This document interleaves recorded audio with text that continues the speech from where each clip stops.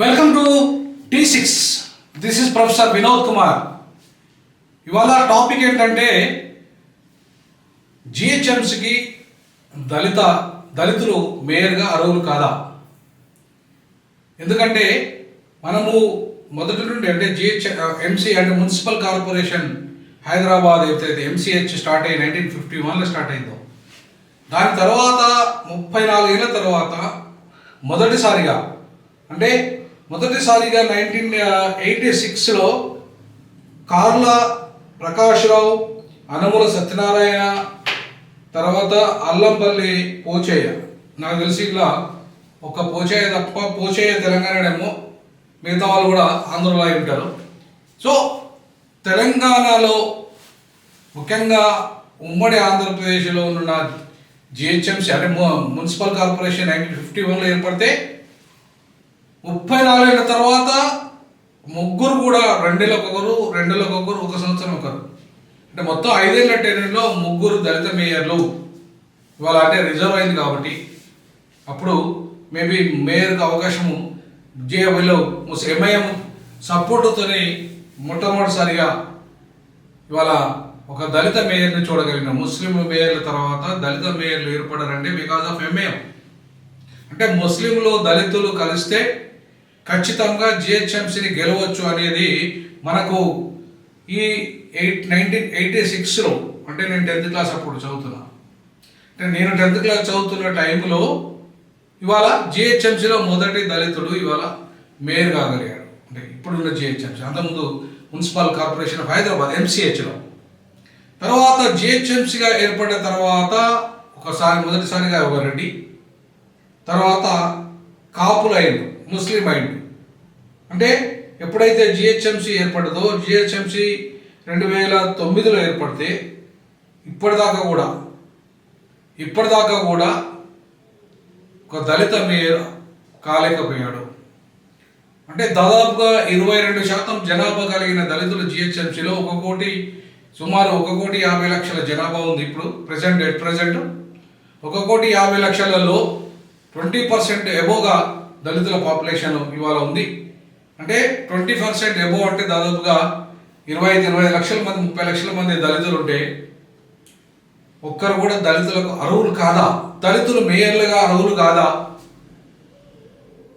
మరి మేయర్గా దళితులు అర్హులు కానప్పుడు ఇవాళ ఇంతగానం సోకాళ్ళు అంటే బీసీలు అర్హులవుతారు, కాపులు అర్హులవుతారు, అలాగే ముస్లింలు అర్హులవుతారు, జిహెచ్ఎంసీకి రెడ్లు అర్హులవుతారు, కానీ ఒక్క దళితుడు అర్హుడు కాదా? ఇవాళ ఇంతగానము అన్ని రాజకీయ పార్టీలు టీఆర్ఎస్తో సహా, TRS, Congress, BJP, MIM, present MIM కూడా, సో ఇవన్నీ కూడా ఎందుకు దళితులను ఇవాళ మేయర్గా ముందు పెట్టడం లేదు? దళితులు అర్హులు ఎవరు లేరా? ఇవాళ దళితులకు ఇంత దుర్మార్గంగా అన్యాయం జరుగుతుంటే మేయర్ పదవులు దళిత సంఘాలు మందకృష్ణ మాదిగ లాంటి ఎందుకు మాట్లాడారు? మాల మహానాడు ఎందుకు మాట్లాడారు? ఇవాళ దళితులకు జిహెచ్ఎంసీలో దాదాపుగా దళితుల భూములు 12,000 ఎకరాల భూములు ఇలా అన్యాయకాంతమై కబ్జాకు గురైనాయి. అది రాజశేఖర రెడ్డి హయాం కావచ్చు, చంద్రబాబు హయాం కావచ్చు, తర్వాత కేసీఆర్ హయాం కావచ్చు, రేవంత్ రెడ్డి ప్రస్తుతం హయాం కావచ్చు. మొత్తంగా జిహెచ్ఎంసీ పరిధిలో ఉన్న దళితుల భూములను కబ్జాకు గురి చేశారు వీళ్ళు. సుమారు 12,000 ఎకరాల భూములు, దళితుల భూములు కబ్జాకు గురైపోయినాయి. ఇవాళ వాళ్ళకి పట్టాలు ఉన్నప్పటికీ గత ప్రభుత్వాలు అంటే ఇందిరమ్మ హయాంలో వాళ్ళకు ప్రభుత్వ పట్టాలు ఉన్నప్పటికీ వాటిని వాళ్ళకు సరైన పనులు చెల్లించలేక, సరైన రిజిస్ట్రేషన్లు చేసుకోలేక, అంతేకాకుండా మరి రాజశేఖర రెడ్డి వాటిని గుంజుకోవడానికి వాటిని అమ్ముకోవచ్చు అనే జీవో తీయడం, తర్వాత వాళ్ళని డెవలప్మెంట్ కూడా ఇచ్చుకోవచ్చు అనే జీవో తీయడం, ఆ రకంగా ఎవరైతే వక్ భూములు ఉన్నాయో, అంటే ఏవైతే ఇనాం భూములు ఉన్నాయో ఆ ఇనాం భూములన్నీ కూడా ఇవాళ ఎవరి చేతిలో ఎవరి పరమైపోయినాయి? ఇవాళ కమ్ముల పరమైపోయినాయి, రెడ్డిల పరమైపోయినాయి, వెలుమల పరమైపోయినాయి, ఇంకా అగ్రకులాల పరమైపోయినాయి తప్ప దళితుల భూములను ఆదుకున్న నాదులే లేడు. హైదరాబాదులోనే కాదు, ఎంటైర్ తెలంగాణలో కూడా దళితుల భూములను ఆదుకున్న నాదులే లేడు. దళితులకు 3 ఎకరాల భూమి ఇస్తామని చెప్పిన కేసీఆర్ గారు వారు 16,000 ఎకరాలు కూడా పంచలేకపోయారు. 6,000 పదాలు కూడా కాదు, 6,000 ఎకరాలు కూడా పంచలేకపోయారు. మొత్తానికి కేసీఆర్ గారు ఏదైతే దళితులకు 3 ఎకరాల భూములు ఇస్తానని హామీ ఇచ్చి ఉల్టా దళితుల భూములు 1,000 ఎకరాలు గుంజుకున్నాడు కేసీఆర్ గారు. మరి అట్లాంటి పరిస్థితులలో రాజశేఖర రెడ్డి అయినా, చంద్రబాబు అయినా, కేసీఆర్ అయినా, రేవంత్ రెడ్డి అయినా ఇవాళ త్రిపుల పేరు మీద కావచ్చు, ఇవాళ మూసీ పేరు మీద కావచ్చు, ఏ డెవలప్మెంట్లో పరంగా ఇవాళ ఏ లక్షల కోట్ల రూపాయలు ఖర్చు చేస్తున్నారో జిహెచ్ఎంసీ పరిధిలో, ఈ జిహెచ్ఎంసీ పరిధిలో దళితులకు రావాల్సిన వాటా వచ్చిందా?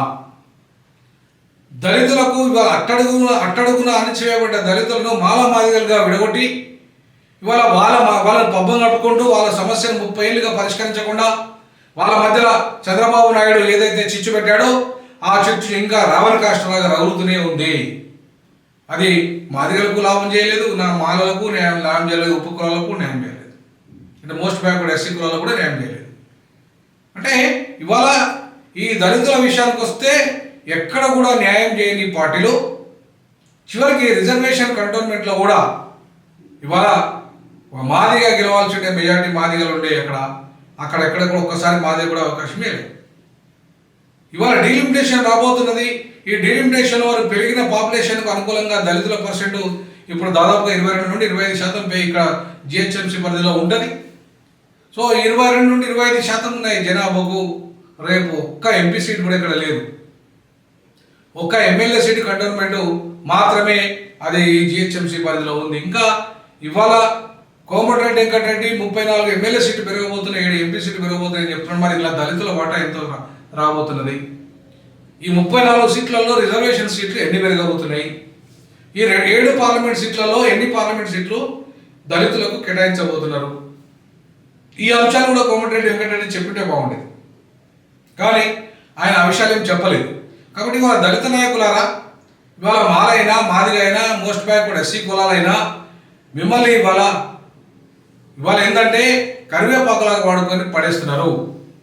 ఒక టిష్యూ పేపర్ లాగా వాడుకొని ఏ పార్టీ అయినా సరే మిమ్మల్ని ఒక టిష్యూ పేపర్గా వాడేస్తున్నది. మరి ఇవాళ మీ సత్తా ఏందో మీకు తెలియదు. బాబాసాహెబ్ అంబేద్కర్ హైదరాబాద్ను దేశానికి 2వ రాజధాని చేయాలి, మా దళితులకు ఇవాళ సముచితమైన స్థానం లభించాలని చెప్పేసి ఆయన దళితులకు ఇలా సముచిత స్థానం, గౌరవం దక్కే విధంగా ఈ దేశానికి హైదరాబాద్ను 2వ రాజధాని చేయాలన్నాడు. అదే కాకుండా నిజాం స్టేట్లో ఈ హైదరాబాద్లో ఉన్న దళితులకి ప్రత్యేకంగా రాయితీలు కల్పించాడు, ప్రత్యేకంగా విదేశీ విద్యకు స్కాలర్షిప్లు ఇచ్చాడు, ప్రత్యేక పాఠశాలలు ఏర్పాటు చేశాడు, బాగారెడ్డి వర్మకు సహకరించాడు. అంతేకాకుండా బాబాసాహెబ్ అంబేద్కర్ కూడా సహకరించే నిజాం స్టేట్లో ఇలా నిజాం దళితుల పట్ల చాలా ప్రేమ చూపెట్టాడు. భూములు అయితే కొన్ని వేల ఎకరాల భూములు నిజాం హయాంలో దళితులకు ఇవ్వబడినాయి. కానీ నిజాం ఇచ్చిన భూములను ఏవైతే ఉన్నాయో ఇవాళైతే ప్రజాపాలకుల పేరు మీద చెప్పుకుంటున్న వాళ్ళు, ప్రజాస్వామ్యం పేరు మీద ఏ పాలకులు అయితే రాజశేఖర రెడ్డి కావచ్చు, చంద్రబాబు కావచ్చు, అంతేకాకుండా కేసీఆర్ కావచ్చు, ప్రస్తుతము ఇవాళ రేవంత్ రెడ్డి కావచ్చు, వీళ్ళంతా కూడా ఈ ఉమ్మడి ఆంధ్రప్రదేశ్ కానీ తెలంగాణలో కానీ దొరలు, భూస్వాములు, పటేళ్ళు ఇవాళ ఈ దళితుల భూముల మీద కన్నేసి గుంజుకొని పాపం అమాయక దళితులకు చిల్లగా తాగించి కళ్ళు మూత కూడా రాయించుకునే పరిస్థితి, ఇవాళ కళ్ళు తాగి భూములు రాయించుకునే పరిస్థితి. ఒకప్పుడు చెప్పులు కుట్టే మాదిగలు కూడా ఒక్కొక్కరికి 15-20 ఎకరాలు ఉండేది నిజాం హయాంలో. ఇవాళ చాలా గ్రామాలలో, తెలంగాణ గ్రామాలలో నిజాం ఇచ్చిన భూములు చాలా ఉన్నప్పటికీ ఇవాళ ధరణి పేరు మీద కావచ్చు, ఇప్పుడు ప్రస్తుతం భూమాత రాబోతున్నది. గతంలో అనేక రకాల జీవోల ద్వారా మొత్తం దళితుల భూములు కబ్జా చేసిన చరిత్ర రాజశేఖర రెడ్డి, అట్లాగే చంద్రబాబు, కేసీఆర్, ప్రస్తుతం రేవంత్ రెడ్డి అండ్ ఆయన రెడ్డి కో, వీళ్ళంతా కూడా దళితుల భూముల మీద కన్నేసి దళితులకు ఇవాళ మొత్తం లక్షల కోట్ల రూపాయల దళితుల భూమి 12,000 ఎకరాల పేరు మీద కొట్టేసి వాళ్ళని దోపిడీ చేసేసి వాళ్ళకు 10 లక్షల రూపాయలు ఇవాళ దళిత బంధు ఇస్తాను ఇవ్వలేదు, 3 ఎకరాల భూమి ఇస్తాను ఇవ్వలేదు. ఇవాళ దళిత డిక్లరేషన్ చేసిన రేవంత్ రెడ్డి ఒక్క డిక్లరేషన్ ఇంతవరకు అమలు చేయకపోగా చివరికి వర్గీకరణను కూడా ఆర్డరింగ్ తెస్తాన రేవంత్ రెడ్డి మాదిగలకు కూడా ఇవాళ మొండి చేయి చూపెట్టే చరిత్ర మనకు కనపడుతుంది. సో కాబట్టి ఇవాళ ఓవరాల్గా దళితుల విషయానికి వస్తే హైదరాబాద్లో దళితులు జిహెచ్ఎంసీ మేయర్లుగా ఎందుకు ఉండకూడదు? దాన్ని ఎందుకు ఇవాళ మనం ఒక రాజకీయ ఎజెండాగా చర్చ చేయకూడదు? ఎందుకు మిగతా కులాలు మాత్రమే అర్హులా, దళితులు అర్హులు కాదా? మేయర్కు దళితులు అంటరాని వాళ్ళ ఆ పదవికి. మరి ఇట్లాంటి సిచ్యువేషన్స్లో రానున్న జిహెచ్ఎంసీ ఎన్నికలో ఇవాళ లక్షలాది మంది దళితులు, దాదాపుగా 30 లక్షలు 40 లక్షల మంది దళితులు ఇక్కడ ఉన్నారు. వాళ్ళందరినీ ఇవాళ ఏకం చేయాల్సిన అవసరం ఉంది. దక్షిణాది జాయింట్ యాక్షన్ కమిటీ దళిత సంఘాల నేతృత్వంలో ఒక జాయింట్ యాక్షన్ కమిటీ తాత్కాలికంగా ఏర్పాటు చేసింది.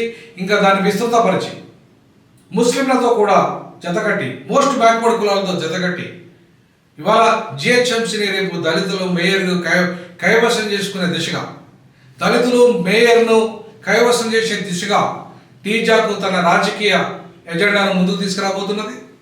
తప్పకుండా ఇవాళ D6 డీజాకు దళిత మేయర్, జిహెచ్ఎంసీకి దళిత మేయర్ అనే అంశం మీద విస్తృత స్థాయిలో చర్చ చేయబోతున్నది. ఖచ్చితంగా రానున్న జిహెచ్ఎంసీ ఎన్నికల్లో ఇవాళ పాగా వేయడమే డీజాకు లక్ష్యం. అవసరం అనుకుంటే డీజాకు నేతృత్వంలో ఒక రాజకీయ పార్టీ, ఒక రాజకీయ ప్లాట్ఫామ్ను కూడా తీసుకురాబోతున్నాం. కాబట్టి జిహెచ్ఎంసీ పరిధిలో ఉన్న దళిత లీడర్లాగా, మీరు క్రైస్తవులు కావచ్చు, హిందువులు కావచ్చు, మీరు దళిత ముస్లింలు కావచ్చు, మిమ్మల్ని ఆదుకునే నాయకుడు ఎవరు లేరు.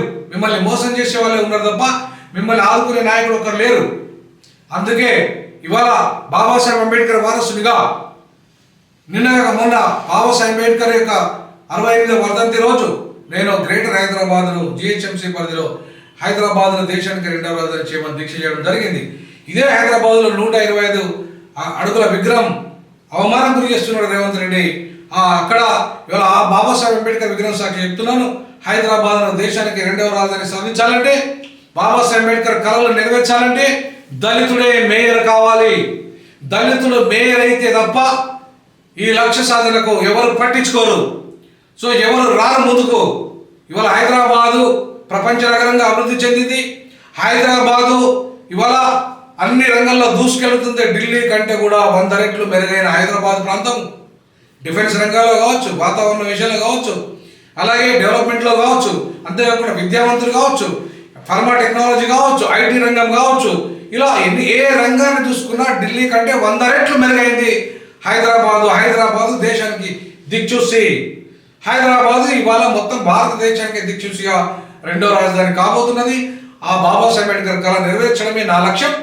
ఆ లక్ష్య సాధనలో భాగంగా ఇలా జిహెచ్ఎంసీకి మేయర్ను సాధించే దిశగా, దళిత మేయర్ను సాధిస్తే ఖచ్చితంగా జిహెచ్ఎంసీలో సెకండ్ క్యాపిటల్ సాధించగలుగుతాం. ఖచ్చితంగా ఆ దిశగా అడుగులు వేయడానికి మీరు దళిత ప్రజలారా, మీరు ఈ భావబంధాల నుండి బయటకు రండి. కాంగ్రెస్ దళితుల నుండి, బీజేపీ దళిత పార్టీ దళితుల బీజేపీ పార్టీ నుండి, బీఆర్ఎస్ పార్టీ నుండి ఇవాళ ఈ పార్టీలు, దొరల పార్టీలు, పటేళ్ల పార్టీలు, ఇలా ఆధిపత్య పార్టీలు, అగ్రవర్ణ పార్టీలు, బ్రాహ్మణవాద పార్టీలు, ఇలా అణచివేత పార్టీలు, మనల్ని కేవలము పావులుగా వాడుకునే పార్టీలు, ఇవాళ మనల్ని గంజిలిగా కంటే హీనంగా చూసే పార్టీలు, అంటరాని వారిగా చూసే పార్టీలు, ఈ దుర్మార్గమైన పార్టీలను, ఈ దుష్టమైన పరిపాలకుల నుండి దళితులు బయటకు రావాల్సిన అవసరం ఉంది. బాబాసాహెబ్ అంబేద్కర్ మార్గంలో నడవాల్సిన అవసరం ఉంది. రండి, కదలి రండి. దళితులే మేయర్, జిహెచ్ఎంసీ కాబోయే రేపు మేయర్ దళితులుగా ఉండడానికి కదం తొక్కుదాం, కలిసి నడుద్దాం.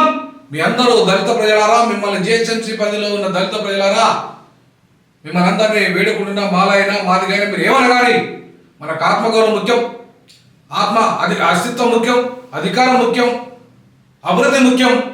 అవి కావాలంటే మొదటి అడుగు జిహెచ్ఎంసీ మేయర్తోనే ప్రారంభిద్దాం.